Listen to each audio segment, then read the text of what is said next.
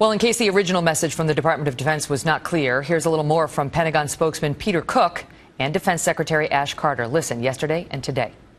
This was a unique circumstance. This was a support mission. It doesn't represent us assuming a combat role. And U.S. forces are not in an active combat mission. It represents a continuation of our advise and assist mission. Again, Barbara, this was a support mission. We do not have combat formations there the way we had once upon a time in Iraq. U.S. forces are not in a combat role in Iraq. And it went on.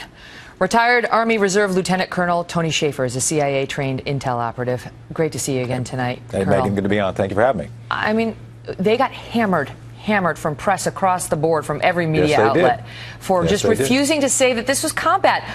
Does it have anything to do with Barack Obama saying specifically back in 2014 that the American forces deployed to Iraq do not and will not have a combat mission? Absolutely. I mean, Ash Carter danced all over the fact, oh, we don't have combat formations like we did before. No, but we have combat forces. Delta doesn't show up to train some people to basket weave. They're there to kill people. Obviously. Their job is to train those to do what is necessary. Why can't they say it's not a combat mission, but there is some combat? There are some boots on the ground, and that's what happened here. Fundamentally, Megyn, the whole idea here is that the Pentagon knows they're at war. We know we have to win that war. The warriors who go forward, like this Master Sergeant Wheeler was, and condolences to his family.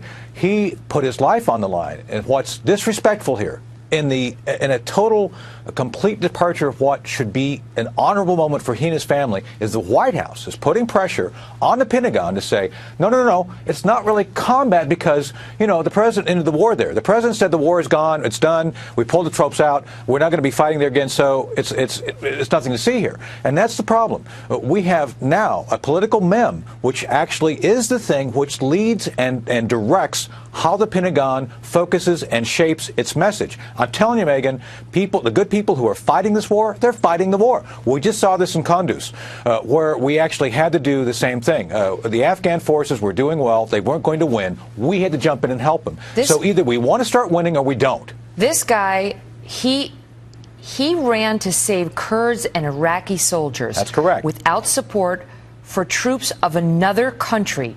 He gave his life, and now we can't even be honest back stateside about the circumstances of his death. We just opened the show with a long narrative to this effect about what happened in Benghazi, and on it goes. When it comes to the death of American service personnel or American ambassadors, why must it be so hard to just level with the American people? Because everything has become political. I mean, Megyn, the last thing.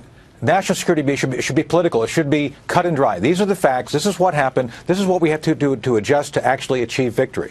And right the American people are understanding. They're very understanding. Absolutely. And I think they honor the American men and women who go forward to do those hard tasks. The problem is this. We have people in the White House who have now completely devoted themselves to a narrative for the president's legacy. I mean, and this is what's being preserved here. It's the legacy. A combat situation doesn't turn it into a combat mission. Okay. I got to go. Colonel, great to see you. Yeah, great to see you, Megyn. Thank you.